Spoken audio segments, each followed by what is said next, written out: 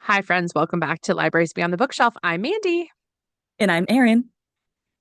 And today we are talking about book clubs, but specifically about book clubs, our book clubs, and the books that they loved, and maybe some of the ones that they had different opinions about. Anyway, it's a reading wrap up of book clubs today. This segment. Oh my gosh, that made me sound like I was on TV. Anyway, it's fine. Erin, do you want to go first? That would be great. Pull me out of this, Okay. please. Okay. So I am gonna go first, and it's book club. And I am excited to talk about how my book club felt about everything. But I think to start with, I want to talk about my favorite book club of the year, if that's okay.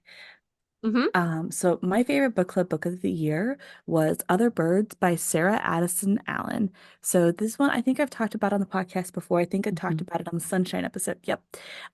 It's just a super lovely story about a young girl who goes to the apartment her mom had when she was her age to try and reconnect with a mother that she's lost, and who she meets a slew of people who have collected at this apartment building, who have been collected at this apartment building. And the entire time that I read that book, I felt like sunshine. This was actually kind of a hard book club book, I would say though. This is a great book. I'm really glad we read, but everyone liked it. Like everyone was like, this was a good book. There's no net negatives. There wasn't a bunch to discuss because it wasn't like people disliked any of the characters or anything like that. Hmm. We all were like, yeah, this was good.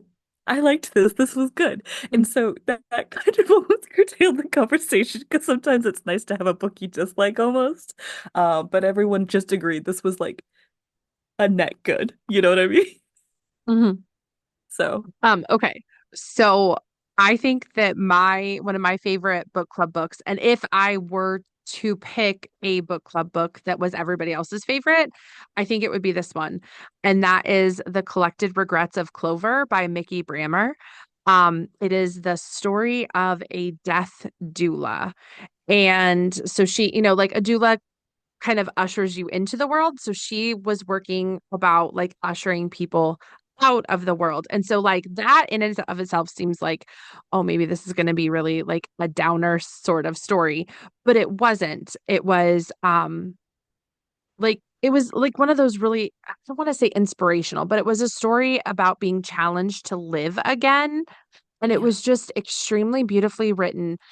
Everybody had like things to say, like I didn't know death doulas were a thing, and I really loved these characters and like all of these like intricate stories that got woven together and all the different pieces of her, and watching her come back to life was just absolutely delightful. And I think that almost everyone in our book club, um which can span kind of like wide varying ages and stuff like that and circumstances, um everybody really, really, really enjoyed this one. So like I would say it's one of my favorite picks.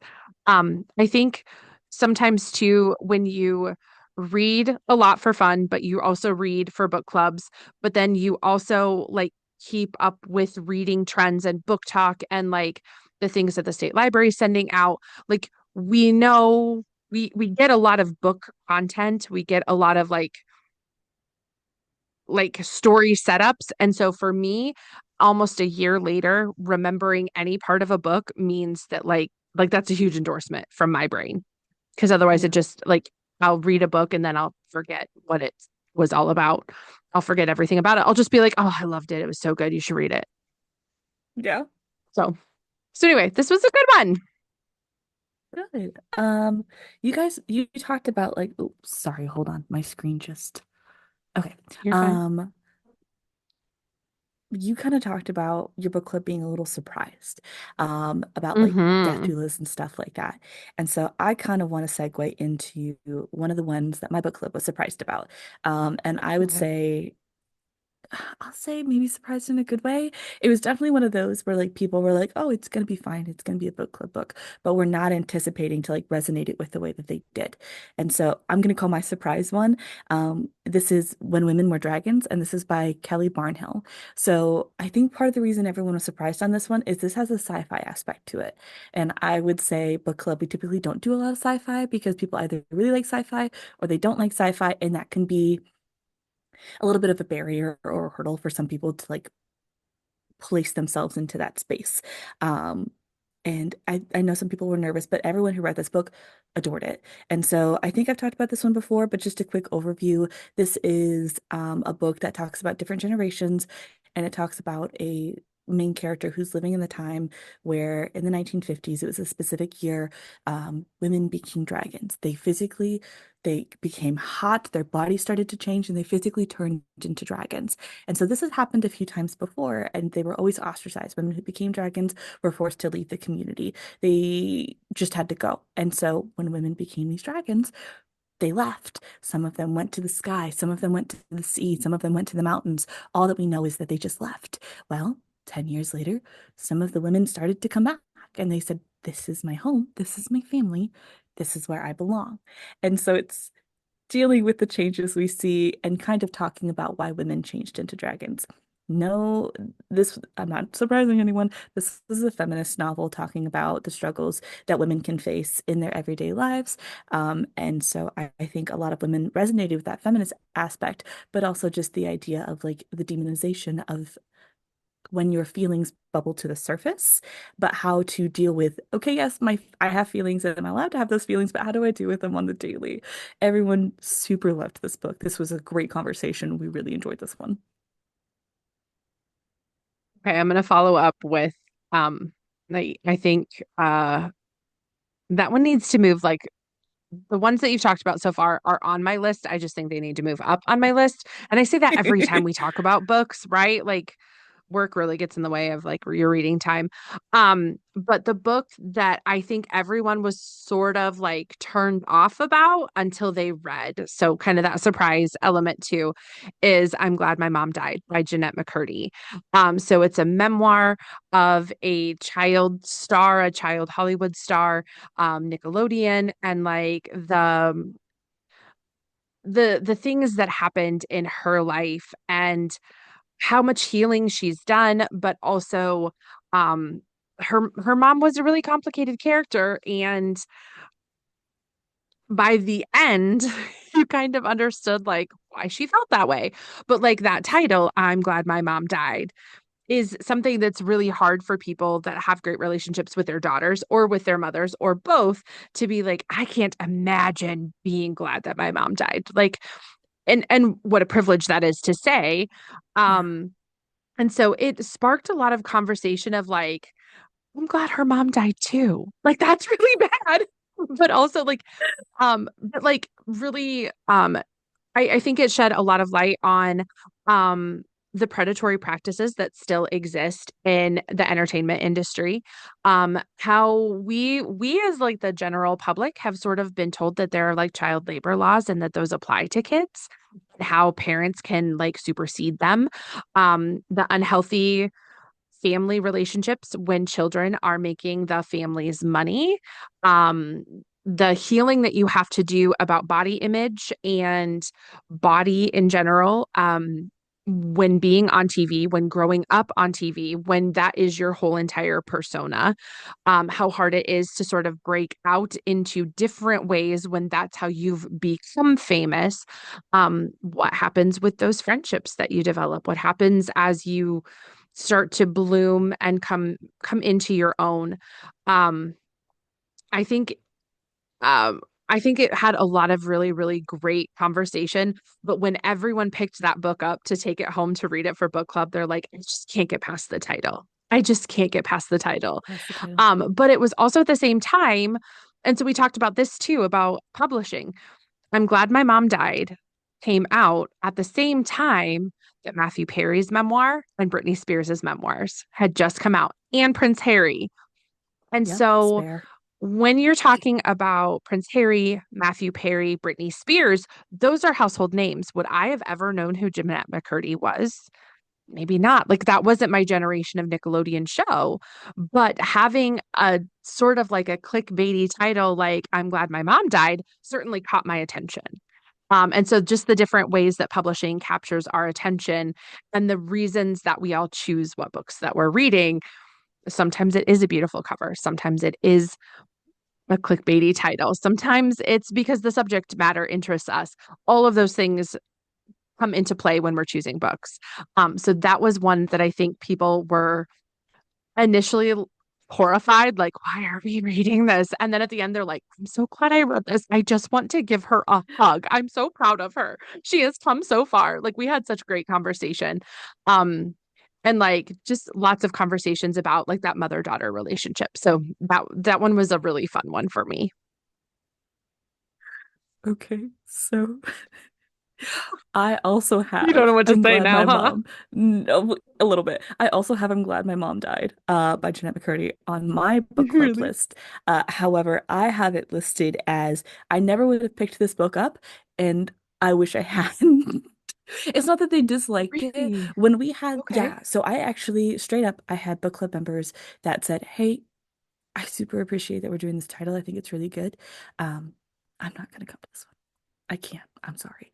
I, I like, we had somebody who's like, oh, yep, I'm dealing with the loss of a mom. I'm dealing with these things. I can't come to this." And we also just had people Yeah, like, I can't. This is too much. This is too much abuse. I can't do this. I'm sorry. for sure. And For so sure. we absolutely had people like that was Proceed a with full stop for caution. them. Yep, Hmm. proceed with For caution. And I sure. warned everyone. Um, but I also think when we talked about it, we were like, this is so overwhelming to talk about. Like it's so overwhelming to like pick apart this. Because we had a small group, so it was really just two or three people at the meeting because everyone else is like, oh, I'm busy that night because the book was so overwhelming. Um, so like it was just two or three people, so it's hard to pick apart pieces of it when it was just two or three people. We did also have a conversation about in no way excusing her mom in any way, shape, or form. Like full deserves the full critique that she's getting from this book. Hmm. Hmm. But we did also throw a little bit of shade at her father for the fact that his Absolutely. wife had clear mental health issues, that a Yes. woman he cared for was not getting any help. Like, why was she not getting any help? She lived with her husband. She had, I think it was her mom. Yeah, I think it was her mom and her dad in the household as well. And not one person sought to get help for her. And then that trauma got like shoved onto her daughter. And shout out to Jeanette for getting the help that she needs. But we talked about how that was there were I'm not saying there's two victims in the book, but I am saying that there was somebody else in the book that needed help that didn't get it. Um, so There the were conversation we opportunities for people to have changed her Jeanette's narrative that did not take them, for sure. Yes, and Jeanette didn't have to have that narrative. Jeanette could have had a Hmm. completely different narrative if Hmm. they'd have taken action Hmm. for somebody they were supposed to Hmm. care about. So that And really it upset really us. shows. Yes, for sure. We also had that same conversation, and it really shows the insidious nature of generational trauma. You don't Yes. even realize how it's happening until you see it play out over those three generations. Um, and yeah, I think it, yes, Jeanette Yeah. did not have to have that narrative had any one of the other adults acknowledged that this wasn't right and it shouldn't be right and we need to make changes. Yeah. Um, but like also how isolating it is to be the generational trauma curse breaker. Yes, because that's the I want to be healthy. Well, nobody else has to be healthy, so why is it you? Blah blah blah kind of thing. Like you're the one causing the problem, even though they're actively causing problems. And the privilege of being in a space and having the funds to be able to seek out that help. And I Yeah. think she did a really great job of acknowledging there were people that were taking advantage of her, there were people that weren't taking advantage of her, there were even professionals. And so I think the candor and the emotional intelligence with which she addressed all of those things just really shows how deep that healing has gone and how much work she's had to do, which I think is really, it can be jarring for people if you are or are not there. So for Yeah. sure. It Yeah. was a quick read. Like it wasn't that long. It was like less than 200 pages, right around. It was not a quick read. But I listened to the audiobook, Well, so I had to I keep listened to the taking audio too. breaks. Yeah, I had to keep Okay. taking breaks because something would happen and she would be like, and then this happened. and then like move She's on. so And I'm like, matter of no, fact honey, about stuff. I know. I'm like, honey, I know that this just happened to you, and you're matter of fact about it because you need to be, because like this is the narrative you've created, everything like that. You're telling a story, you're getting through. I'm not. I need a second. I'm pulling away. I'm gonna go pick up whatever fluffy book I have in the corner that's about nonsense, and then I'm gonna come back. But I need a second. And I know as a child you didn't get a second, and that's not fair. But that doesn't mean you get to traumatize me as an adult. We don't have to trauma share. Okay, fair, fair. So something you just said is like the perfect segue into my next book because you know your girl over here is not a horror reader at all, ever. And so this is a book Yes. where I realized I am not a horror reader. I am a horror listener because I did not have to take breaks. And so we talked about this during book club as well. So this is one that a lot of people said they would have never picked up. They're glad they did. It reaffirmed that some people really enjoy the horror genre. It really solidified that people felt that they know nothing about other countries' histories. Anyway, it's The Hacienda by Isabel Canis. So this one was an Erin recommendation, 1000%. Um, and I did not have to take breaks while listening to it. I did great because I was busy and I was doing like laundry and cleaning and cooking and all those other things.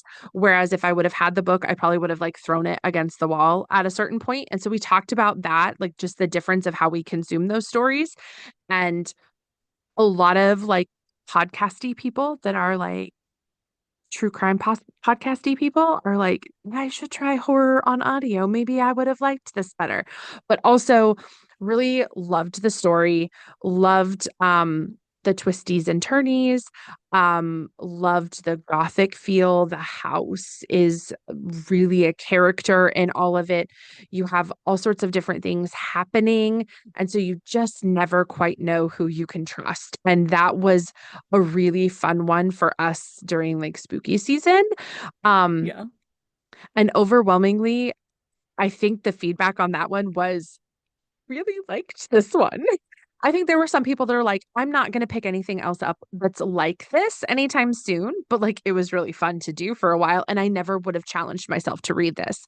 And so then some other people are like, give me more vibes exactly like this, please. Yes. So I think that one was a really fun one for us, but also I learned that I'm a horror listener, not a reader. So anyway, who knew? Oh no, the tragedy. I'm so excited to rec all these horror books to you. I'm just saying, if you like The Um, Hacienda and you want more history, a really interesting contemporary way to get history is Certain Dark Things. It is Sylvia Moreno Garcia. I'm just saying, it's super short, super fun. Loved it. guess what just came in on Libby for me? The daughter of Dr. Moreau. Dr. Moreau, So you've been waiting excited. for that one. Yes, You have been waiting for I that one. I'm have so been waiting excited for for you. that one. So anyway, Uh, so that's what I'm gonna deep dive into later on today. Anyway, I love that. I have no cute little segue, so I'm just gonna jump into my next book. okay, do it. Um, there's not always a segue, guys. Sometimes it's There's just not not. there. But the next one that I want to talk about is Tomorrow and Tomorrow and Tomorrow, and this is by Gabrielle Zevin. Ooh, Okay, okay. so this is one that I think book club was excited for, and then I'm not saying fell flat, but I am saying didn't resonate the same way that some of the other titles did. And so let me kind of delve into it really quick. So this book was about there was three main characters, and so we encountered our first two main characters, and then the third character kind of presents, and you realize, oh, this is a main character as well, kind of thing, which is fun in and of itself. Um, I just realized my name badge has been on this whole time. If you hear clinking or anything like that, it's absolutely my name badge, guys. Sorry about that. It's too late now. I'm keeping it on for consistency. So if it's been bugging you the whole time, stop now. It's gonna keep happening. But um, the book, I know, sorry. Um, That's fine. I loved it. Okay. it's power play, it's fine. But this book is about video game creators. And so it is you meet a couple kids and they're in college and they create a video game together. And so it is them starting a video game company, and they're talking about a lot of their inspirations. So they're talking about like Metal Gear Solid, they're talking about other contemporary games that are like similar. They're talking about other creators and the stuff that they're doing. They're also talking about like what people are interested in. So they make other games as well. And they're like, because this is popular, let's make this game. Because this national event has just happened, here's how this video game launch has been influenced, kind of thing. Because it like starts in like the 90s or whatever. So like they're trying to launch a video game during 9/11. So it is a whole big thing. And so they're talking about that. And I really adore this book because I think the emotional aspect of talking through video games and talking through stories is something I really resonate with because my sister really loves video games and I didn't really love video games until she fell in love with them. And then she started showing me how cool they were and talking about all of the stuff. And so like one of the ways that I like I'm not saying keep up to date, but you know how you have something that like it's a hobby you share with someone and like that's the icebreaker for like talking to someone and then like you just kind of delve into the rest of your life kind of thing. My sister and I talk through video games. So this one really resonated with me. And then Paul and I really like to play video games as well. So it's become a passion of mine, a smaller one, but something I really enjoy. And so I really liked this one. Now my book club, who did not play video games when they were younger, who their kids kind of play video games, because I will say my book club is not big video game people in any way, shape, or form. So I kind of had to explain some of the references they made. Like for example, they referenced another game and they referenced like the lighting in this game, or oh, we're trying to make it like this. And I was like, oh, well, this is a first-person shooter. And they're like, what do you mean it's a first-person shooter? So I'm like, oh, you're playing like I just had to explain like some of the like the video game lingo. So it was I think more techy than like we were anticipating. So it wasn't that it was a bad story. The people aspect of it was good. It was just there was so much video game that it was not accessible, I think, for Mhm, everyone the way that we thought it was going to be. mhm, mhm, mhm. So on that note, we had one,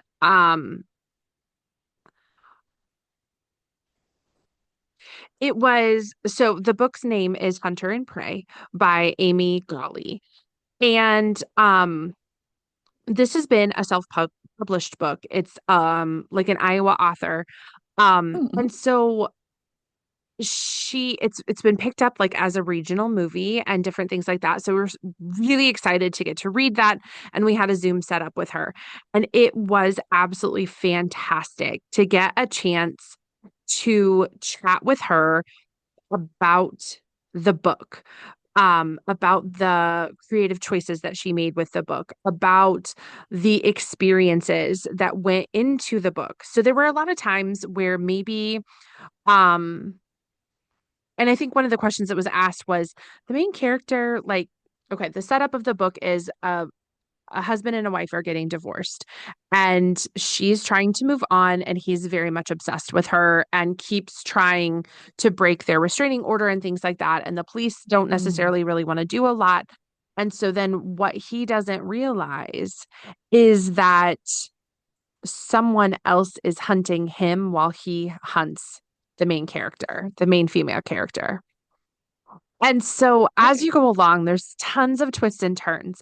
But and so it was really interesting because she said, I hadn't finished the book until I knew it was going to get optioned into a movie.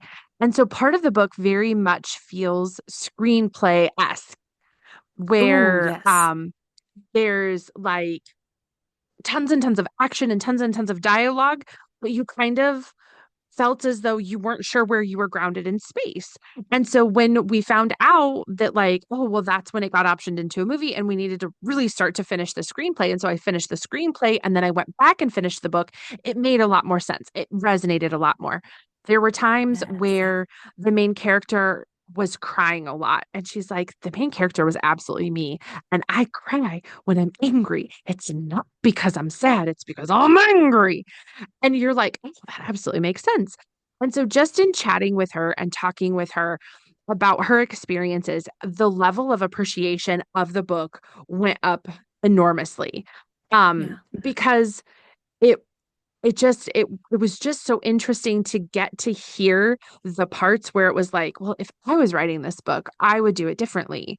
But she's like, but I made these choices for this reason. And you're like, absolutely, like totally makes sense.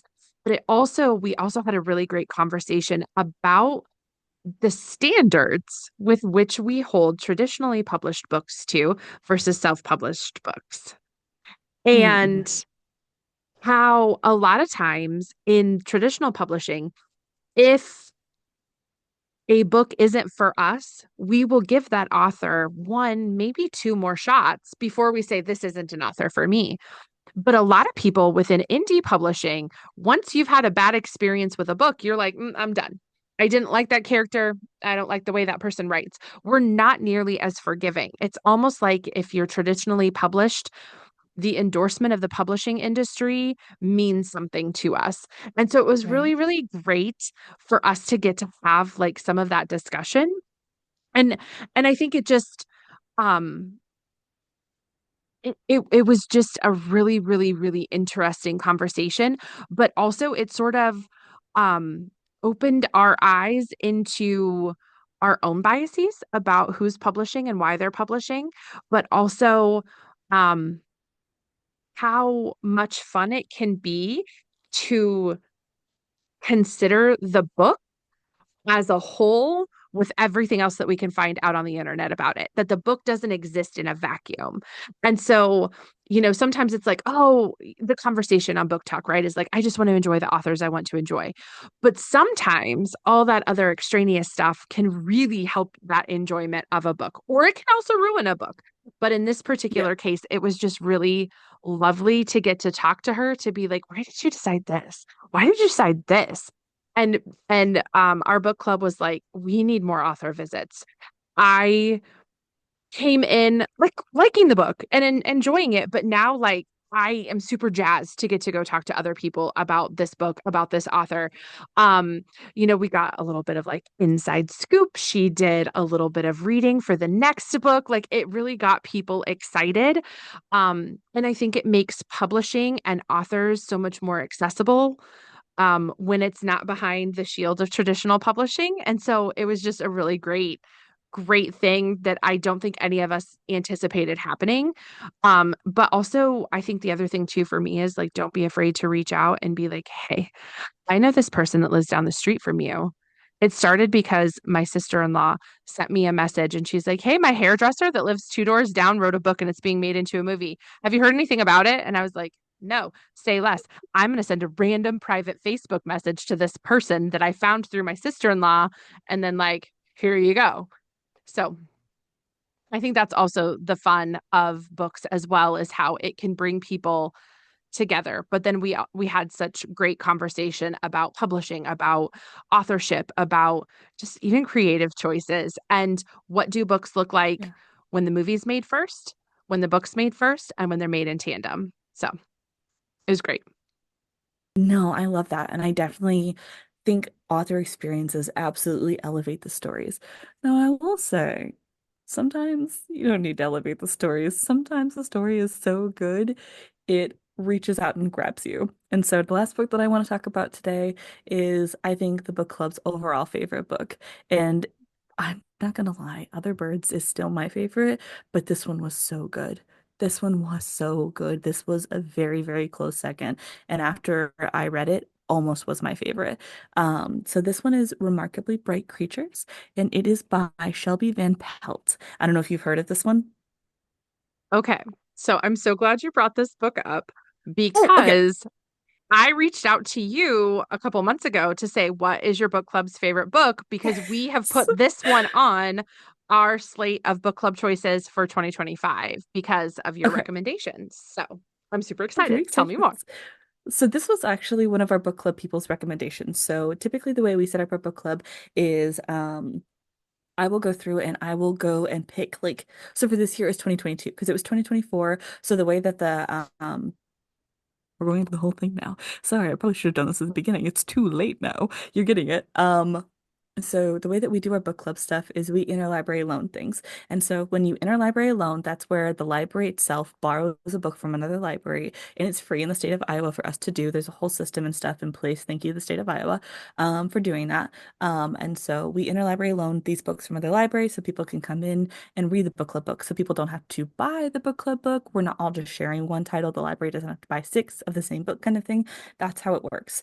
And so to do that, my thing is I always go through and I pick like the Goodreads winners, the New York Times bestsellers, the best books from a year at least 2 years ago. So for my 2024 books, I was picking the bestsellers of 2022. So this is a good chance to hit those books, A, that people missed the first time around that they probably wouldn't have gotten to, but B, I know all of these books are old enough that they are available to share in the interlibrary loan system because if they're too new, some libraries can't share them because their people are checking them out too often. So this is to make sure they're available and free for my patrons. So that's how we do it. But in order to pick things that they like, I have them vote. I usually, like last year, I had a list of 30 books and I'm like, everybody vote on your favorites and the ones that get the number one, then that's what I put onto the list and I organize how the list goes kind of thing. And if we have a tie, then I think the year before I had them re-vote on a couple of them because they were too close. So that's how I do it. Mostly because the first year that I started here, the books were super sad and I did not want to be responsible for picking a bunch of super sad books. So if they wanted to read sad stuff, that's fine. That was on them. Um, so yeah, that's what I got. So this was Erin actually doesn't I want did the every sads. I'm fine with the sads. This No, I okay, get it. guys. I I get it. I think I cried at almost every one of these book club books. Like some of them I I know you didn't. Like the did. Paris apartment was like a mystery, so I didn't do that. But I cried for most of these because when I You read, did. I just open up my chest and I put everything in and I am completely vulnerable. And that's why I get mad when a book plays with my feelings. Um, so this was actually one of the people in the book club. They said, "Hey, I'd really like to get this on the ballot this year." And I'm like, "Let's go. I love it." And so she's like, "This has got to get on here. We got to do it. I loved this. I think you're gonna like it." And so we put it on there. It is so good. Yes, I cried. Yes, I laughed. Yes, I basked in the joy that they experienced. Yes, I was devastated when they experienced things that no one should have to experience. It was so good. Basically, our main character is Tova, and she is an older woman who lives alone. Her husband has died and her son has passed away. And so she lives alone in a house and she cleans the aquarium. And uh, Marcellus, the octopus there, has grown accustomed to her doing so. And through weird means, they kind of form a friendship. And then you have all these other side characters coming in, and it's all revolving around those two. And Tova trying to decide, I'm older, I'm alone. What steps do I need to take? I don't want to be a burden. How do I talk? How do I be friends with people in my life without feeling like I'm causing them too much stress, kind of thing? It is so good. It is so sweet. I super love it. This was a book club's favorite this year, and I think if you read it, it's going to be your favorite. It's really good.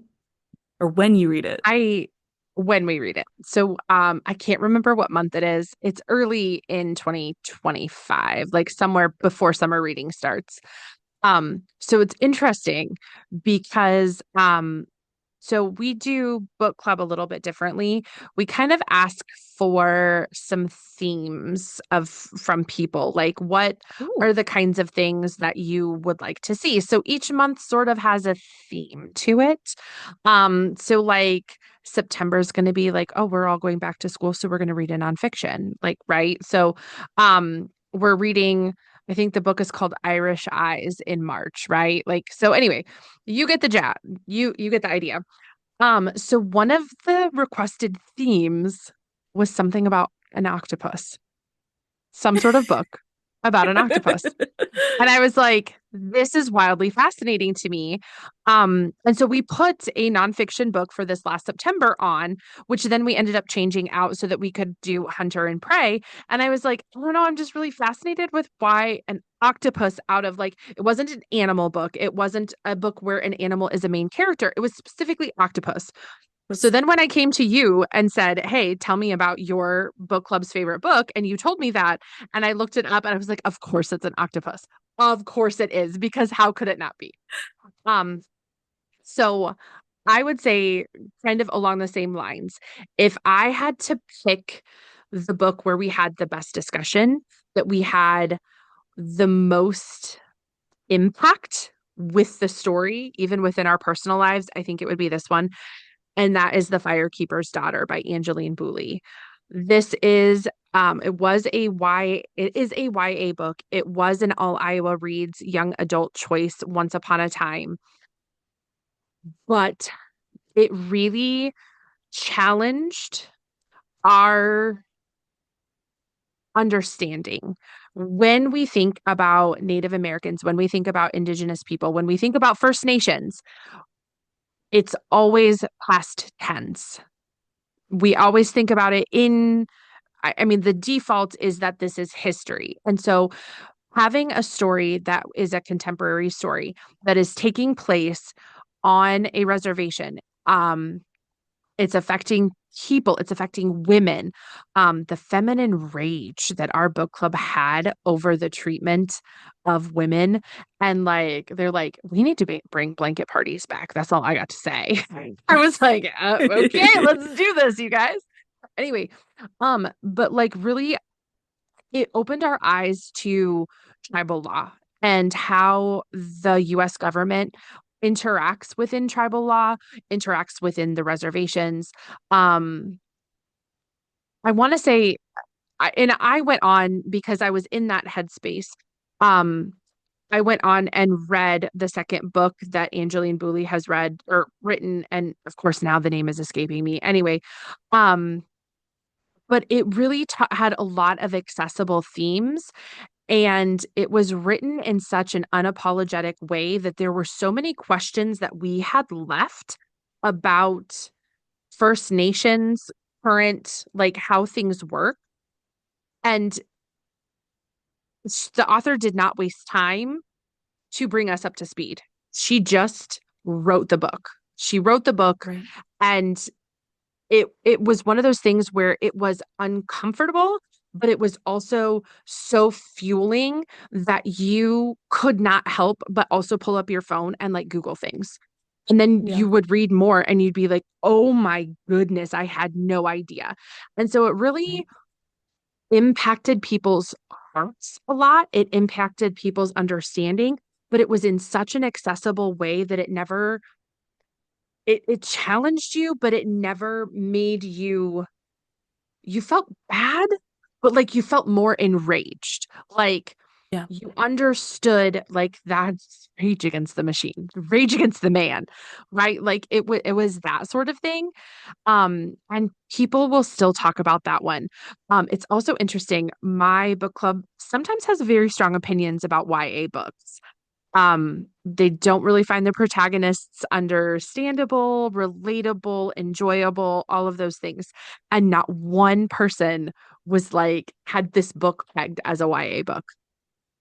It was Really? so in it, they said, because I brought that up. I was like, well, it's the, young adult, all Iowa reads. And they're like, this isn't a YA book. It's too well done for that.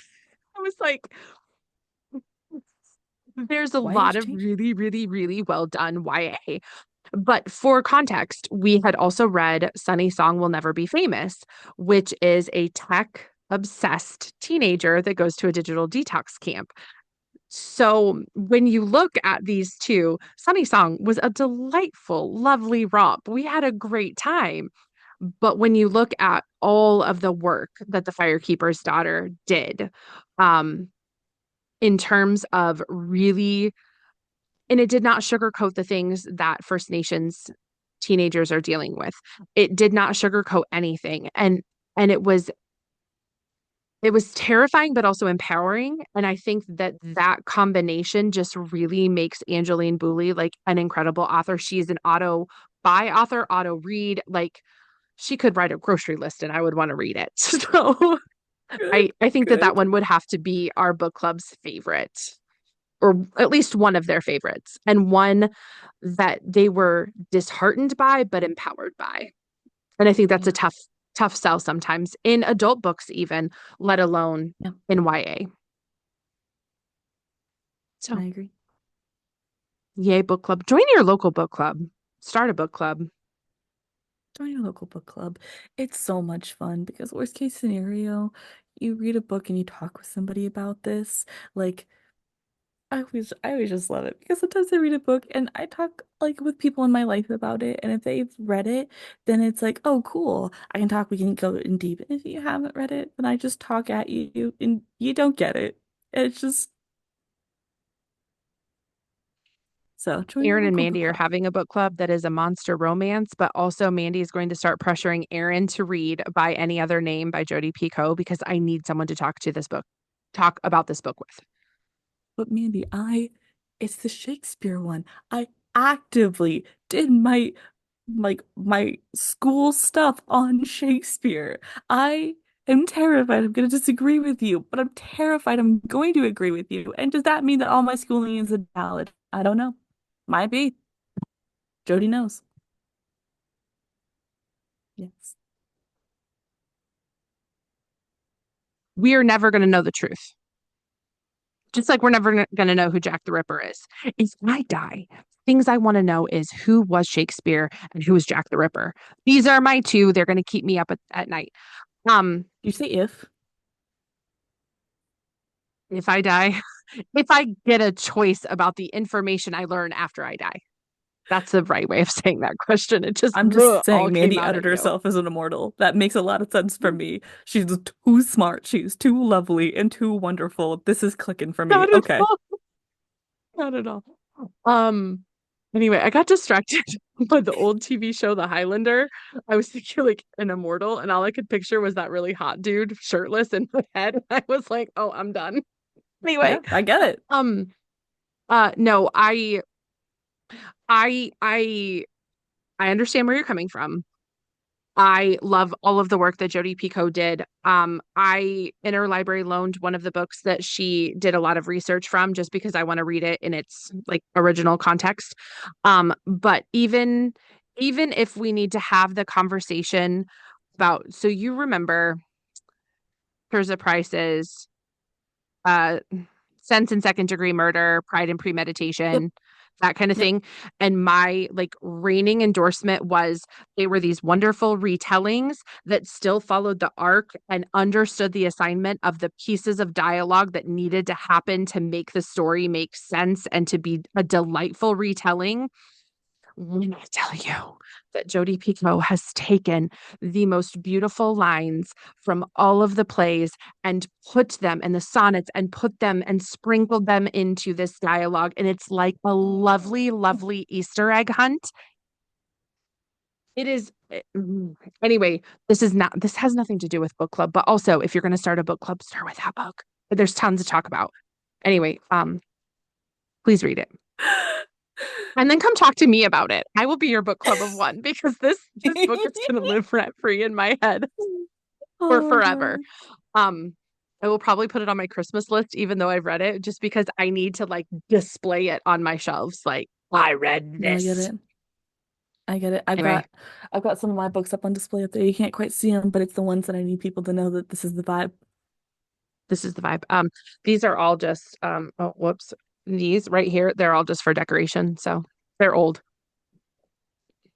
When I looked up, I was thinking like I was sitting at my desk at my house Oh, where gotcha. Yes. Yeah. my books are right there and I can see all Yeah. their beautiful little spines and they're just so inspiring. Anyway, this has gone off the rails. Hey, thanks so much for watching along. We hope you're enjoying this for welcome to the chaos. Bye, Welcome to the friends. chaos. Happy New Year! Be here.